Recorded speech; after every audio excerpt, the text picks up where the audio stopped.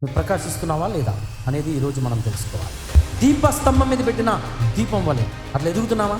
ఏదో వాగ్దానాలు పట్టుకొని ఏదో మొక్కుకొని ఏదో ప్రార్థన చేసినంత మాత్రం మన జీవితాలు దేవునికి ఇష్టకరంగా ఉండవు. ఈ లోక విషయాలు నిమగ్నం అయిపోయి ఉంటున్నావేమో. సమయము, నీ బలము, నీ యొక్క శక్తిని, నీ ఆలోచనలు, నీ తెలివిని అన్నీ కూడా ఈ లోక విషయాల కొరకు పెడుతున్నావేమో. మనకంటూ ఒక పనినిచ్చాడు, ఒక బాధ్యతనిచ్చాడు. ఈ లోకంలో మనల్ని ఆయన నియమించాడు, మనకు అధికారం ఇచ్చాడు. మనం చేయాలి, మనము ఆ రీతిగా జీవించాలి. ఎప్పుడైతే ఆ పనిలో నిలిచి ఉంటామో, ఆ పనిలో మనం సాగుతూ ఉంటామో అప్పుడే తేజరిల్లుతాం. లేచి తేజరిల్లాలి. కేవలం ఉట్టిగా ఉన్న వెలుగుతోటే కాదు, నువ్వు అంతకంతకు తేజరిల్లుతూ ఉండాలి. మన జీవన యొక్క స్థితిలో, మన ఆయుష్లో, మనం జీవిస్తున్న యొక్క భక్తి జీవితంలో నువ్వు రక్షణ పొందుకొని దేవునిలోనికి వచ్చిన నువ్వు ఏమవుతుండాలి? తేజరిల్లుతూ ఉండాలి. చీకటి కమ్ముచున్నది, కట్టికి చీకటి జనములను కమ్ముచున్నది. నువ్వు తేజరిల్లాలి. ఊరకే ఉంటే కాదు, లేవాలి, లేచి ఆ పని చేయాలి, ఆ పనిలో ఉండాలి. ఏ పనిలో అంటే తేజరిల్లే పనిలో, ప్రకాశించే పనిలో, ఆ యొక్క ప్రజ్వలించే పనిలో. అది మన జీవితం. ఈ లోకంలో అనేకులు షైన్ అవుతూ ఉంటారు కదా, తేజరిల్లుతూ ఉంటారు కదా. ఈ లోకపరంగా మనం చూసినట్లయితే అనేకులు తేజరిల్లుతూ ఉంటారు. వీళ్ళు వెలుగొందుతున్నారా, వీళ్ళు ప్రకాశిస్తున్నారా అంటారు. అంటే వారికంటూ ఒక గౌరవం, వారికంటూ ఒక సాక్ష్యము, ఇతరులకు ప్రయోజనకరంగా ఒక స్థితిని వారు పొందుకోవడానికి, ఆ రీతిగా వారు షైన్ అవ్వడానికి. ఇప్పుడు వారి జీవితంలో ఇప్పుడు మనం అట్లా అవ్వాలి అంటే ఈ లోకపరంగా చూసుకుంటే డబ్బో, హోదానో, ఆస్తులో ఈ ఉన్నంత మాత్రాన మనము అయిపోలేము. డబ్బు ఉంటే నేను అట్లా షైన్ అయిపోతానండి, అట్లా తేజరిల్లుతా నేను అంటే కాదు. డబ్బు ఉన్నంత మాత్రాన కాదు, ఆస్తులు ఉన్నంత మాత్రాన కాదు తేజరిల్లేరు. ఒక ఆమె చనిపోయిందంట. చనిపోతే అందరూ చనిపోయిందని వెళ్ళి చెక్ చేస్తే ఆ ఉన్న గదిలో బస్తాల్లో 2 కోట్లు దొరికినాయంట. ఎంత? 2 కోట్లు దొరికిందంట బస్తాల్లో. ఇంతకీ ఆమె ఏం చేస్తుందంటే అడుక్కుంటుంది. ఏం చేస్తుంది? అడుక్కుంటా ఉంటుంది. సరిగ్గా తిండి ఉండదు, సరిగ్గా వస్త్రాలు ఉండవు, సంతోషం ఉండదు, ఆనందం ఉండదు, ఏ శాంతి లేకుండా ఈమె పని అడుక్కోవడం, వచ్చిన డబ్బులు వెళ్ళి బస్తాల్లో దూరపడం. అట్టే బతికి చచ్చిపోయింది, జీవించి పోయింది. డబ్బు ఉంది, ఎన్ని ఉన్నాయి? 2 కోట్లు ఉంది. కానీ ఈమె స్థితి ఏంటి? లేదు. ఇవన్నీ వార్తల్లోనే వచ్చినాయి కదా, మీరు చదివే ఉంటారు, వినే ఉంటారు. ఒకనట్లే సంపాదించాడు, చూస్తేనంట అన్ని ఎలకలు కొట్టేసి ఉన్నాయంట కోట్లు. వీళ్ళంతా అడుక్కునే వాళ్ళు. వీళ్ళు ఇంకా వేరే ఉండవు. వీళ్ళకి పొద్దుగూకులు అడుక్కుంటారు కదా, ఎవరో పెట్టిన కొద్దిగా తింటారు, పోయి వాడుకో. అంటే డబ్బు ఉన్నంత మాత్రాన, ఆస్తులు ఉన్నంత మాత్రాన వారు షైన్ అవ్వరు, తేజరిలేరు. కొంచెంమంది అన్నీ ఉంటాయి, ఎవరికి ప్రయోజనమో వారికే ప్రయోజనం ఉండదు, వారికే ఏమీ సంతోషంగా ఉండలేరు. తినటానికి ఉండదు, సంతోషంగా ఉండటానికి ఉండదు, ఏమీ ఎవరికి పెట్టరు, ఎవరికి ఎందుకు బతుకుతారో తెలియదు. అంటే డబ్బు ఉన్నంత మాత్రాన, ఆస్తులు ఉన్నంత మాత్రాన ప్రకాశిస్తారని లేదు. ఇప్పుడు టాటా ఉన్నాడు అనుకో, బిర్లా ఉన్నాడు అనుకో, అంటాం కదా నేనేమన్నా టాటానా బిర్లానా అంటాంగా. నీకు ఇవ్వడానికి, నీకు పెట్టడానికి ఏమన్నా నేను టాటానా బిర్లానా అంటాం. ఇప్పుడు వాళ్ళు ఎందుకు అంటే డబ్బున్నంత మాత్రాన వాళ్ళకి ఎందుకు అంత పేరు వచ్చేయలేదు. వారికంటూ ఒక సాక్ష్యము రావడానికి ఏదో డబ్బు ఉన్నంత మాత్రాన కాదు, వారికి రావడానికి కారణం ఏంటంటే వారు చేసిన పని ఏంటి, వారికి ఉన్న ఆ పనిని వారు పూర్తి చేసుకున్నారు. ఆ పనిలో వారు నిమగ్నమై ఆ కార్యాన్ని వారు చేసి, ఇగో టాటా అంటే ఇదిగో పలానా కంపెనీస్, పలానా వెహికల్స్, పలానా మోటార్స్, అది అనేక మందికి ప్రయోజనకరంగా చేయబడింది. అనేక రీతులుగా అనేక జీవితాల్లో సంతోషము పొందడానికి, ఆనందించడానికి, ఒక హోదాని తీసుకురావడానికి. కాబట్టే వారికంటూ ఒక లైమ్ లైట్ అంటారు కదా, వారు ప్రకాశించారు, ఆ రీతిగా ప్రకాశించారు. దేవుడు అంటాడు కదా, వాక్యం ఏం చెప్తుందంటే మీరు తేజరిల్లండి, లెమ్ము తేజరిల్లుము, మీకు వెలుగు వచ్చి ఉన్నది, మీరు ప్రకాశించాలి, తేజరిల్లాలి. చీకటి కమ్ముచున్నది, కటిక చీకట జనములను కమ్ముచున్నది. మీరు తేజరిల్లాలి. తేజరిల్లాలి అంటే చెప్పాను కదా, అవి ఉన్నంత మాత్రాన కాదు, ఒక పని, ఒక అసైన్మెంట్లో ఉంటేనే మనము తేజరిల్లుతాం. మనం ఏదో వచ్చి ఇట్లా ఏదో పాటలు పాడుకునే ఆరాధన చేసామని, ఏదో కొంతసేపులు ఏదో విన్నామా, వెళ్ళామా, వచ్చామా, ఏదో కొద్దిసేపులు ఉన్నామా, భక్తి చేశామా, ఇట్లా ఉంటే తేజరిల్లాం. మనం ప్రకాశించాం, మన వల్ల ప్రయోజనం ఉండదు. మన జీవితాలు మనమే మోసం చేసుకుంటాం. మన జీవితాలు దేవుడు తేజరిల్లాలని ఆయన ప్రణాళిక. మనమేమో ఈ భక్తి చేస్తూ, నాయనా ఆ పని చేయి, ఈ పని చేయి, అది ఇవ్వు, ఇది ఇవ్వు, అది జరిగించి, ఇది జరిగించి, మన ఆలోచనలేమో కోటలు దాటుతున్నాయంట, అదేనా? మాటలు కోటలు దాటుతున్నాయి అన్నట్లుగా మన ఆలోచన వల్ల కదా అవి దాటిపోతూ ఉన్నాయి. కానీ మనం చూస్తే దేనికి ఇక్కడేం భీకరంగా ఉంటాం వచ్చి, కానీ మన జీవితాలు అట్లా ఉండడం లేదు. వృద్ధి లేదు, ప్రయోజనం లేదు, ఒక సాక్ష్యం ఉండడం లేదు, ప్రభావం చూపించడం లేదు, బలపడడం లేదు, కార్యాలు జరిగించడం లేదు, మనం వెలుగొందడం లేదు. మనం ప్రకాశించాలి, తేజరిల్లాలంట. ఊరికే వెలుగొందడమే కాదు, మనం ఏమవ్వాలి? ప్రకాశం. మామూలు వెలుగొందడం వేరు, మామూలుగా ఉండడం వేరు, ప్రకాశించడం వేరు. ఇప్పుడు ఇక్కడ ఒక్క లైట్ పెట్టాను అనుకో, అవన్నీ లైట్లు లేవు అనుకో, అక్కడంతా చీకటిగా ఉంటుంది, డల్గా ఉంటుంది, ఇక్కడ వెలుగుగా ఉంటుంది. ఎందుకంటే ఒక్కటే లైట్ ఉంటుంది కాబట్టి. ఇక్కడ అక్కడ కూడా వెలుగు ఉందంటే ఇంకెక్కువ లైట్, లేకపోతే బాగా ఫోకస్ ఉన్న లైటు, పవర్ కలిగినది, వోల్టేజ్ ఎక్కువ ఉన్నది, వాట్స్ ఎక్కువ ఉన్నది, ఇట్లా పెట్టి అటు కొడితే మొత్తం అంతా కూడా వెలుగు చివరి వరకు వస్తుంది. అది చిన్న లైట్ ఇంకో ఇంతవరకే ఉంటుంది. అంటే మామూలుగా వెలుగుగా ఉంటే అంతవరకే, ఇంకెంత కాగలమైన ఇంకంతే, మెల్లగా ఇంకా అంతకుమించి డల్ అయిపోవాల్సిందే కానీ ఉండదు. వాక్యం ఏం చెప్తుంది? మీరు తేజరిల్లాలి, ఇంకా అంతకంతకు మనం ఇంకా ఇప్పుడు కొంతవరకు ఉంటే కొద్దిగా పెరగాలి, విస్తరణ పెరగాలి, మన టెరిటరీ పెరగాల. మనం ఒక్కరికి ఆశీర్వాదకరంగా ఉంటే ఇప్పుడు నలుగురికి ఆశీర్వాదకరంగా మారాలి. అంటే మనము అట్లా వెలగాలి. ఇట్లా తేజరిల్లాలంటే ఇట్లా భక్తి చేస్తే కాదు, మనం ఒక పనిలో ఉండాలి, పని చేయాలి, పని పట్టాలి, పనిలో నిమగ్నమై ఉండాలి, మనం ఆ రీతిగా సాగాలి. అప్పుడే మనము తేజరిల్లుతాం. మన జీవితాలని దేవుడు, అందుకనే సామెతలు 20వ అధ్యాయము 27వ వచనం చూడండి. నరుని ఆత్మ యెహోవా పెట్టిన దీపము. నరుని ఆత్మ యెహోవా పెట్టిన దీపము. నరులకు ఆత్మ ఎవరు పెట్టారు? అది ఏంటంట? దీపం. అది అంతరంగములను శోధించును. ఆమేన్, హల్లెలూయా. మనం వెలుగొందామని, మీకు వెలుగు వచ్చి ఉన్నది అన్నాడు అక్కడ. అంటే మనం ఎప్పుడైతే దేవుణ్ణి నమ్ముకుంటామో మనం వెలుగొందాం. యోహాను సువార్త చూడండి, అది యోహాను సువార్త కూడా చూడండి, 1:4 నుంచి చదవండి.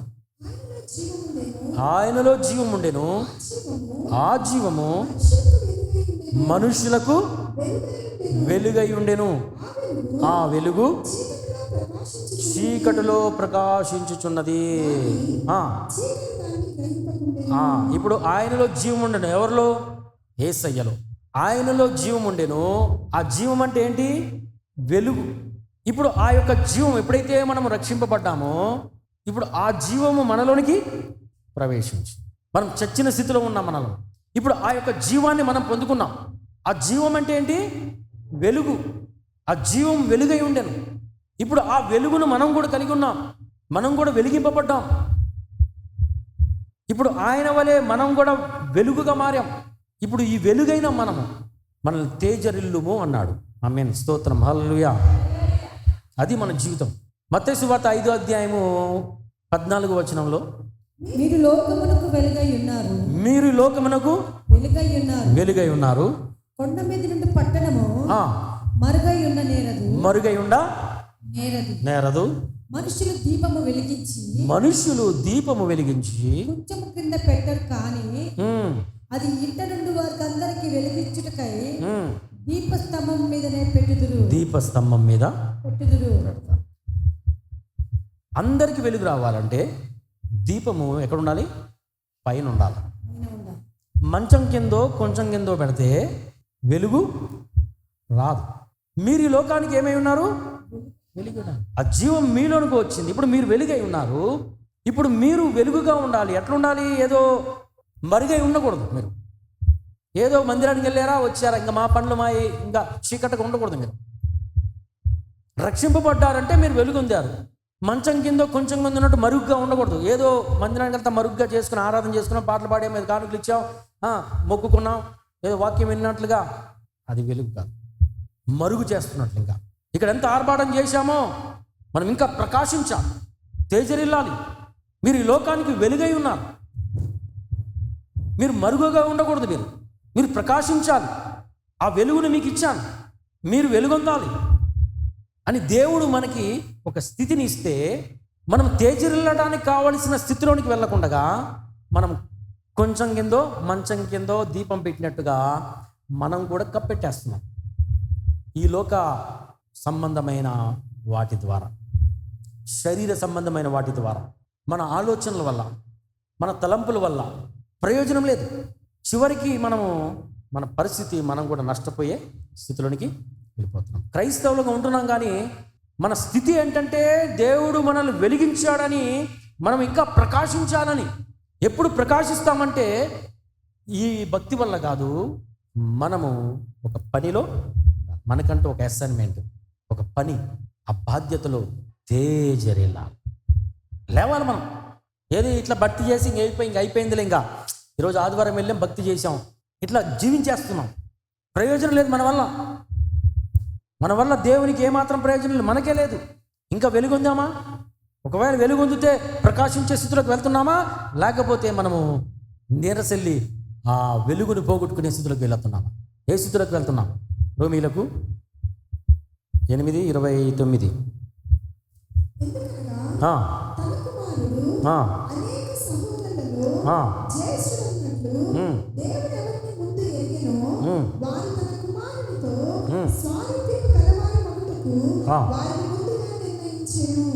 ముందుగా నిర్ణయించెను, వారిని ముందుగా నిర్ణయించెను. ఎందుకు నిర్ణయించాడు? ఎందుకు? వారు తన కుమారునితో సారూప్యము గలవారగుటకు. దేని కొరకు? తన కుమారునితో సారూప్యం, ఆయనలాగా అవ్వడానికి, ఆయనలాగా ప్రకాశించడానికి, తేజరిల్లడానికి ఆయన నిర్ణయించుకున్నాడు. ముందుగా నిర్ణయించెను. ఆ రీతిగా అనేకులను నిర్ణయించుకున్నాడు. మనం ఏదో ఒక వరుస క్రమంలో మనం కూడా నిర్ణయింపబడ్డామా? నువ్వు నిర్ణయింపబడ్డావా? వెలుగొందావా? మనం కూడా ఆ రీతిగా నిర్ణయింపబడితే దేని కొరకు? ఆయన స్వారూప్యతలోనికి, ఆయన సారూప్యంలోనికి, ఆయన వలె మనం కూడా ప్రకాశించడానికి, ఇతరులను మనం ఆ రీతిగా వెలిగించడానికి, ఆ యొక్క జీవము తీసుకుని వెళ్ళడానికి. ఆయన ఎవరిని ఆకర్షిస్తాడో వారిని ఆకర్షించుకుంటాడు. మన స్థితి ఏంటంటే మనం లేచి తేజరిల్లాలి, అనేకులకు వెలుగును తీసుకుని వెళ్ళాలి. దీపస్తంభం మీద పెట్టిన దీపం వలె మన జీవితం అది. అట్లా ఎదుగుతున్నామా? ఏదో వాగ్దానాలు పట్టుకుని, ఏదో లేకపోతే మొక్కుకొని, ఏదో ప్రార్థన చేసినంత మాత్రం మన జీవితాలు దేవునికి ఇష్టకరంగా ఉండవు. ఈ లోకంలో మనల్ని ఆయన నియమించాడు, మనకు అధికారం ఇచ్చాడు, మనం చెయ్యాలి, మనము ఆ రీతిగా జీవించాలి. మనకంటూ ఒక పనినిచ్చాడు, ఒక బాధ్యతనిచ్చాడు. ఎప్పుడైతే ఆ పనిలో నిలిచి ఉంటామో, ఆ పనిలో మనం సాగుతూ ఉంటామో, అప్పుడే తేజరిల్లుతాం.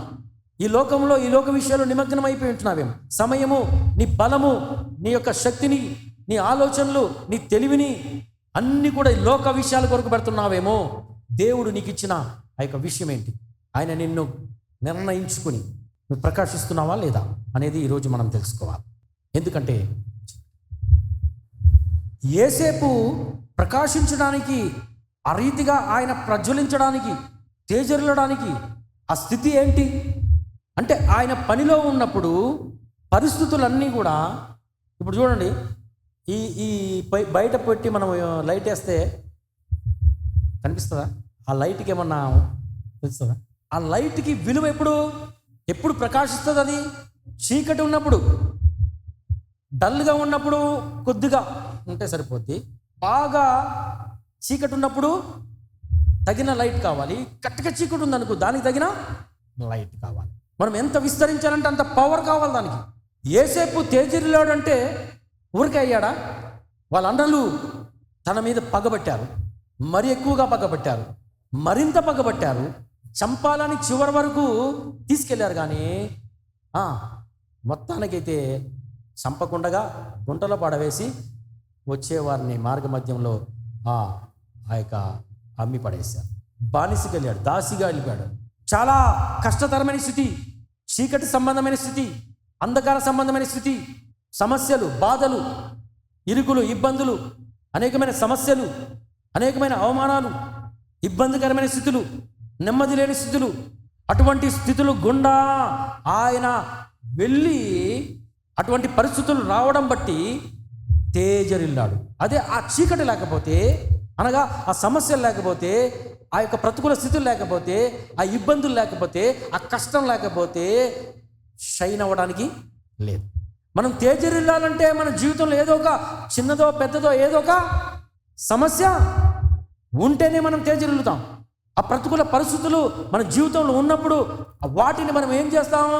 నాయన ఇక సమస్య తీసే, ఇది ఎప్పుడు పోతుంది, ఇది ఎప్పుడు తీసేస్తావు నాయనా ఇది మనం తొలగించు ప్రభువా, సహాయం చేయి నాయనా అన్నట్లుగా మనము ప్రార్థన చేస్తాం. కానీ ఆ చీకటి, ఆ అంధకారము దేని కొరకంటే మనము తేజరిల్లటానికి. ఆమేన్, హల్లెలూయా, హల్లెలూయా. ఏ సమస్య ఉందో, ఏ సమస్య గుండా వెళ్తున్నామో, ఏ ప్రతికూల పరిస్థితులు ఉన్నావో అవన్నీ కూడా మనం తేజరిల్లడానికి. చిన్న సమస్య ఉంటే దానికి తగినట్లుగా, పెద్ద సమస్య ఉంటే దానికి తగినట్లుగా ఆ సమస్య అనే చీకటి మనం తేజరిల్లడానికే. కానీ మనం ఏం చేస్తాం? వాటిని తొలగించు నాయన, తీసే నాయన, మాకు ఎన్నొద్దు నాయన, మా జీవితాలు ఇట్లా ముగించుకుంటాం, మా వల్ల ఏం ప్రయోజనం ఉండకూడదు, మేము అటు తేజరిల్లాం, మా జీవితాలు మాయే, మా కొరకే, మా నిమిత్తమే, నేను నా వారు, మా కొరకు, మా విషయాలు, ఆ యొక్క స్వార్థం మా వరకే, మా జీవితాలు మాకు ప్రయోజనం ఉండకూడదు, ఇతరులకు ప్రయోజనం ఉండకూడదు, మీకు అంతకంటే మహిమ తెచ్చేదిగా ఉండకూడదు, మేము వెలుగొందాం. దేవుడు మనల్ని వెలిగించాలి ఆయన స్వారూప్యతలోనికి.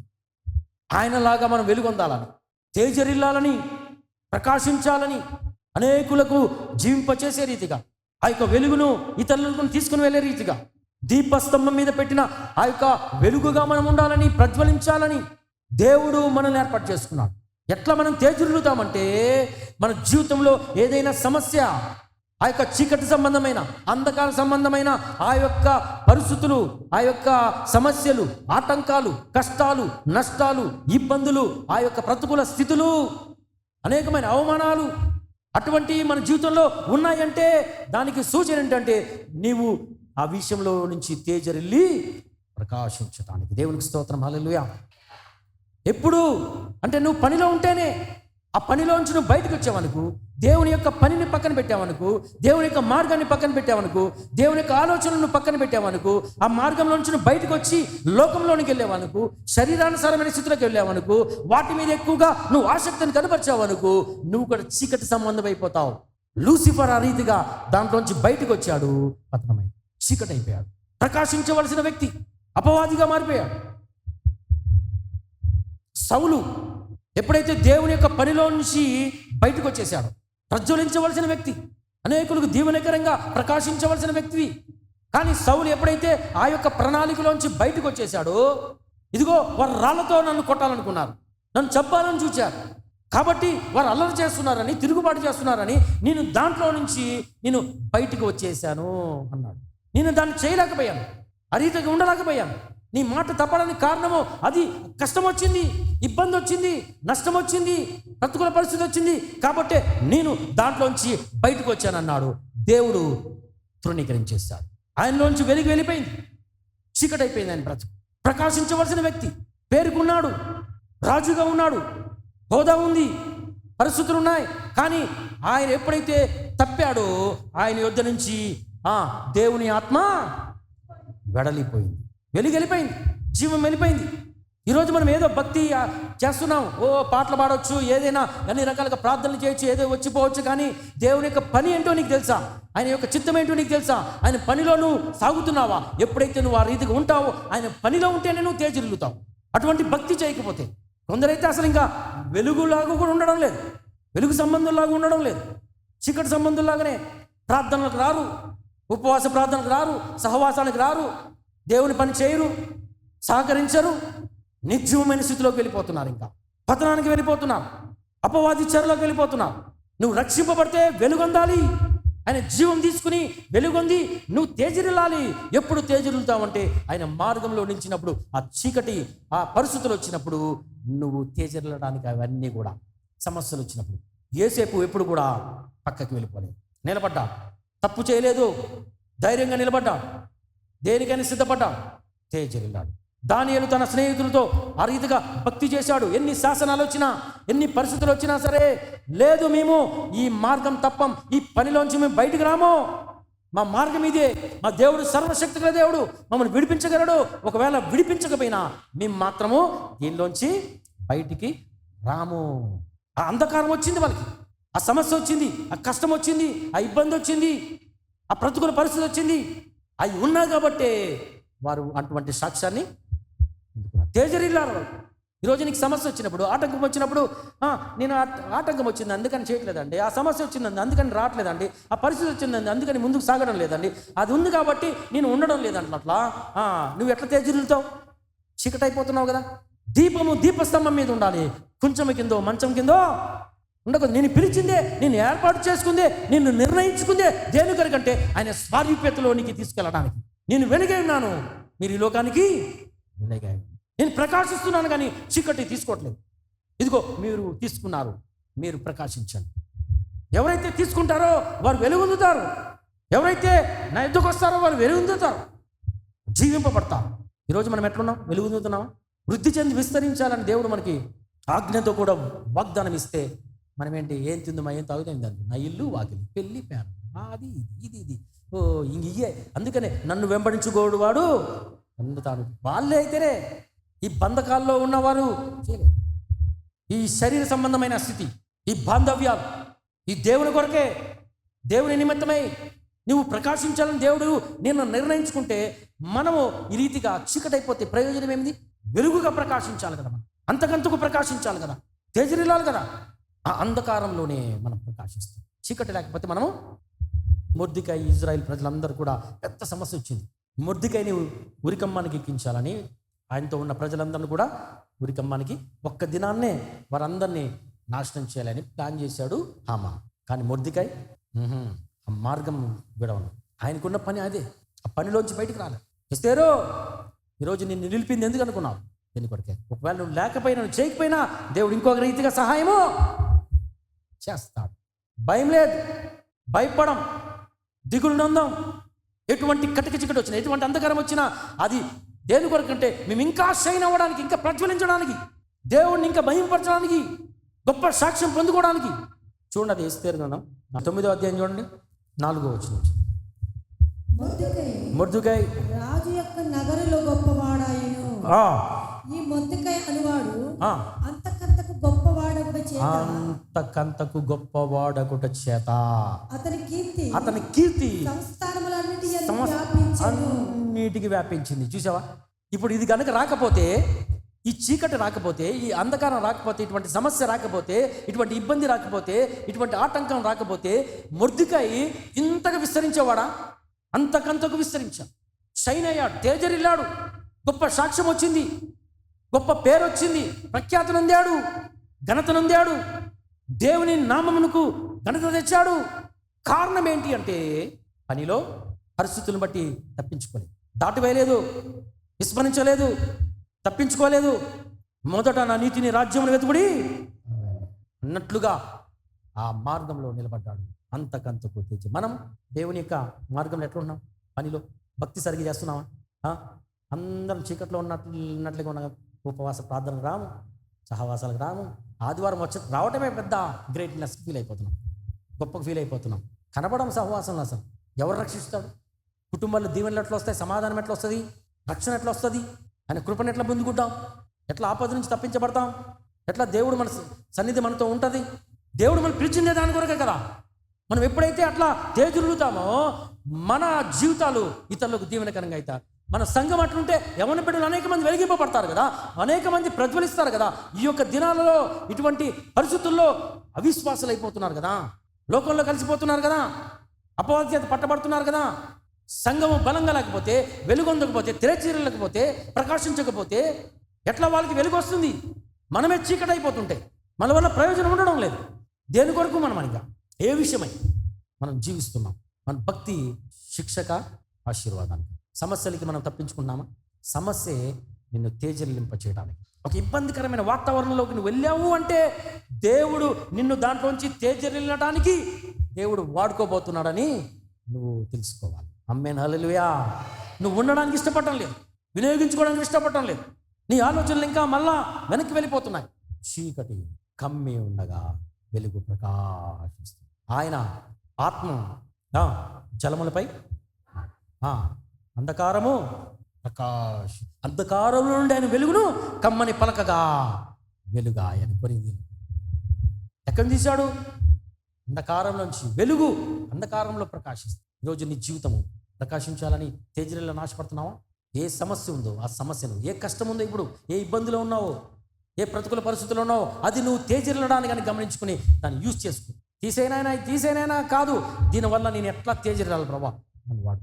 ఆయన పని ఏంటో నువ్వు తెలుసుకో, ఆయన ప్రణాళిక ఏంటో తెలుసుకో, నేను ఎట్లా నిర్ణయించాడో తెలుసుకో, ఆయన ఉద్దేశం ఏంటో తెలుసుకో, ఆయన నీతో ఏం మాట్లాడుతున్నాడో తెలుసుకో. దాంట్లో నేను నిలబడు, దాంట్లో స్థిరంగా ఉండు, ఆ పని చేయి. దేవుడు నీకు ఒక గొప్ప సాక్ష్యం ఇస్తాడు. చిన్న సమస్య ఒక సాక్ష్యం ఇస్తాడు, పెద్ద సమస్య పెద్ద సాక్ష్యం ఇస్తాడు. నువ్వు అంతకంతకు తేజరిల్లాలి, ప్రకాశించాలి, అనేకులకు దీవెనకరంగా మార్చబడాలి. ఉన్నతమైన స్థితిలో మొర్దెకై అనేక రీతులుగా ప్రఖ్యాతి చెందాడు. నిన్ను కూడా అదే రీతిగా నిర్ణయించుకున్నాడు. దేవుడు నేను అందుకని పిలిచాడు. నువ్వు దీవెనకరంగా ఉండడానికి నీలో జీవాన్ని అట్లా ఇచ్చాడు దేవుడు.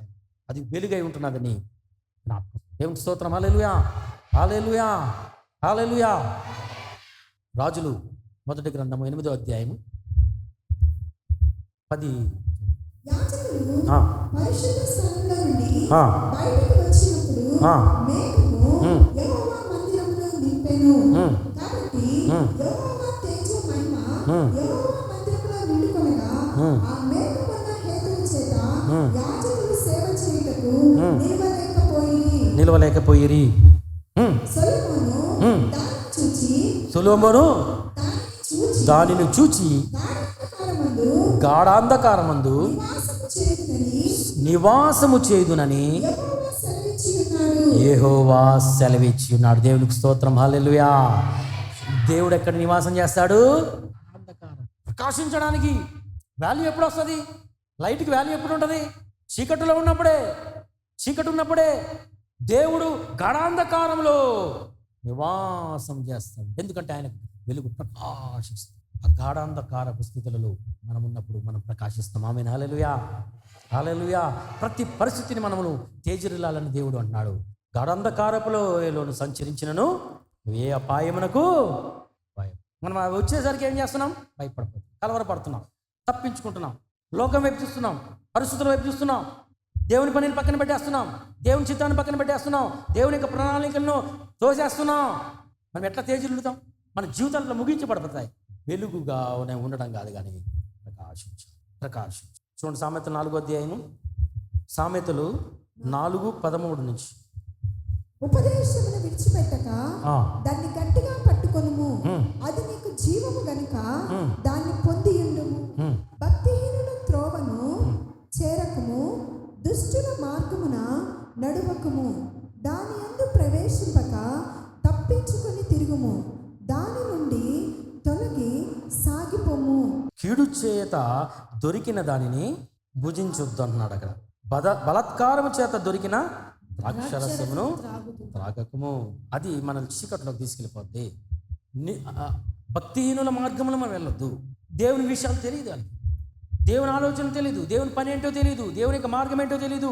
ప్రార్థనలు ఉండవు, సహవాసాలు ఉండవు, హెచ్చరికలు ఇష్టం ఉండదు, గద్దింపులు ఇష్టం ఉండదు, క్రమం ఉండదు, ఆసక్తి ఉండదు, ప్రేమలు ఉండవు, సమాధానం ఉండదు, ఎంకరేజ్ చేసుకోరు. ఇక్కడ ఏముంది పైన? దాని యందు ప్రవేశింపక తప్పించుకుని తిరుగుము. 15వ వచనం. భక్తిహీనుల త్రోవను చేరకము, దుష్టుల మార్గమున నడవకము. భక్తిహీనుల మార్గంలోకి వెళ్ళకూడదు మనం. నువ్వెందుకు సరిగా భక్తి చేయట్లేదంటే, నువ్వు ఇంకా షైన్ అవ్వట్లేదంటే, నువ్వు ఆరిపోయే దీపంలాగా ఒకవేళ ఇంకా ఆరిపోయి ఉంటావేమో, చీకటైపోయి ఉంటావేమో. ఈరోజు మళ్ళీ నువ్వు వెలిగింపబడటానికి దేవుడు నీతో మాట్లాడుతున్నాడు. భక్తిహీన మార్గంలోంచి రావాలి నువ్వు. నీతి మార్గంలోకి వస్తే నువ్వు అంతకంతకు తేజిల్లుతా. భక్తిహీనుల మార్గం ఎప్పుడు ఏం తిందామా, ఏం తాగుదామా, ఏం ధరించుకుందామా, శరీరం, లోక సంబంధం, వాటి గురించే తప్పిస్తుంది. సమయాన్ని సద్వినియోగం దేవుని యొక్క భక్తి జీవితంలో చేసుకోకుండా సమయం దొరికితే శరీరం కొరకే, శరీర విషయాల కొరకే దేవుని చిత్తాన్ని పక్కన పెట్టేస్తాం. ఎందుకు ఉపవాస ప్రార్థనలు పెట్టేది? ఎందుకు సహవాసాలు పెట్టేది? ఎందుకు కూడికలు పెట్టేది? మీరు తేజరడానికి ఇంకా దేవుని యొక్క వాక్యంతో మనము బలపరచబడి, మనము ఆ యొక్క చీకటి విషయాల్లో వచ్చేసరికి, ఆ సమస్యల్లోకి వచ్చేసరికి మనం నిలబడటానికి, స్థిరంగా ఉండడానికి, కదలక ఉండడానికి, ఆయన యొక్క జీవమైన వెలుగుతో మనము వెలిగింపబడి ఇంకను ప్రకాశించడానికి, దీపస్తంభం మీద మనం పెట్టబడటానికి, దాని కొరకు మన జీవితాలు ఆయన ప్రణాళికలోకి వెళ్ళడానికి, నీకంటే ఒక సాక్ష్యంను తీసుకురావడానికి, దాని కొరకే ఇవన్నీ కూడా. మనకెందుకు ప్రార్థనలు, మనకెందుకు ఉపవాసాలు, మనకెందుకు ఈ యొక్క సహవాసాలు, మనకెందుకు అనుకుంటే ఈరోజు నువ్వు చీకట్లో ఉన్నావు, నువ్వు నాశనానికి పరిగెడుతున్నావు అని జ్ఞాపకం చేసుకో. అపవాది చెరలోకి వెళ్ళిపోవు. బుద్ధి లేని కన్యకలు, బుద్ధిగల కన్యకలు ఉన్నారు. బుద్ధిగల కన్యకలు వాళ్ళ దగ్గర దివిటీలు ఉన్నాయి, వెలుగుతూ ఉన్నాయి, అంతం వరకు ఉన్నాయి, ప్రభు వచ్చే వరకు కూడా వెలుగుతూనే ఉన్నాయి, సిద్ధంగా ఉన్నారు, ధైర్యంగా ఉన్నారు, చింత లేదు, కలవరం లేదు వారిలో. ప్రభు వస్తున్నాడు అప్పుడు వరకు చింత, మాకేం ప్రాబ్లం లేదని వారు సంతోషంగా ఉన్నారు. అన్ని రకాలుగా వాళ్ళు ఉన్నారు. కానీ బుద్ధి లేని కన్యకల దగ్గర కరెక్ట్గా దగ్గర పడుతుంది అనగా మిల్క్ అంటున్నాయి దీపాలు. ఎందుకంటే వారికి ఈ ఉండవు, సిద్ధపాటు లేదు. ఎంతసేపు లోకం తిరుగుదామా, ఇంకా లోక విషయాలు, లోక ఆలోచనలు, లోక పరిస్థితులు, లోక బాంధవ్యాలు, వీటి మీద ఎక్కువగా శ్రద్ధ పెట్టి ఈ దీపం ఇంకా వెలిగే, ఆయన వచ్చే వరకు వెలుగుతుందా లేదా అని చూసుకోవట్లేదు, సిద్ధపాటు లేదు. ఇంకా ప్రకాశించాలి కదా, నేను గొప్ప సాక్ష్యం పొందుకుని ఆయన ఎదుర్కోవాలి కదా, ఆయన ప్రణాళికలో ఉండాలి కదా అన్న స్థితి లేదు. ఈ బుద్ధి లేని ఈ యొక్క కన్యకల వలె మనం ఉన్నామా? బుద్ధి గల కన్యకల వలె వెలుగుతూ ప్రకాశిస్తూ ఉన్నామా? ఎందుకు పిలిచాడు నేను? ఆయన స్వారూప్యతలోనికి ఆయన చేసుకోవడానికి, నువ్వు ప్రకాశించాలని, ఆయన చూపించాలని, అనేకులు వెలిగించాలని. నీ ప్రార్థన, నీ యొక్క మాట, నీ యొక్క స్థితి, నీ భక్తి జీవితము, నీ నడత అన్నీ కూడా ఇతరులకు ప్రభావం చూపించాలి. సంఘం అట్లా నిలబడితే ఆ రీతిగా మరుగుడుగా ఉండకూడదు. మనం ఇక్కడికి వచ్చి ఏదో చేసుకున్నామో వెళ్ళాం కాదు, ప్రకాశించాలి. ప్రకాశిస్తున్నప్పుడే సమస్యలు వస్తాయి, ఇంకా ప్రకాశించడానికి ఇంకా ఇబ్బందులు వస్తాయి, ఆటంకాలు వస్తాయి. సంఘము దాని కొరకే నియమింపబడింది, సాక్ష్యం బయటికి వెళ్ళాలి. ఆ రీతిగా మనం ప్రకాశించాలి. ఈ లోకానికి మన జీవితాలు ఆ రీతిగా చేసుకోవాలని దేవుని వెలుగొందాం.